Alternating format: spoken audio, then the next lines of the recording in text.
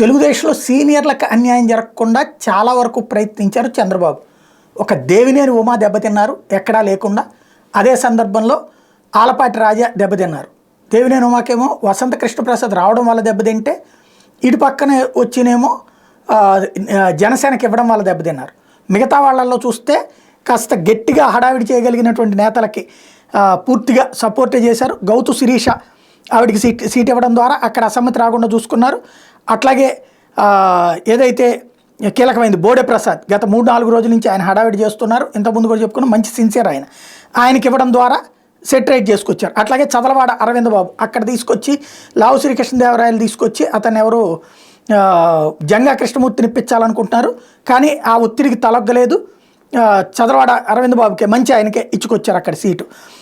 సర్వేపల్లి చంద్రమోహన్ రెడ్డి ఎన్నోసార్లు ఓటమి పాలయ్యారు.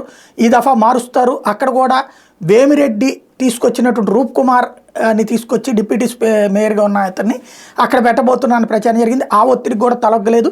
సీనియర్కి గౌరవం ఇచ్చారు చంద్రబాబు. ఆ విషయంలో పార్లమెంటు స్థానాల పరంగా కూడా చూసుకుంటే ఎక్కడా ఒత్తిళ్ళకి లొంగలేదు.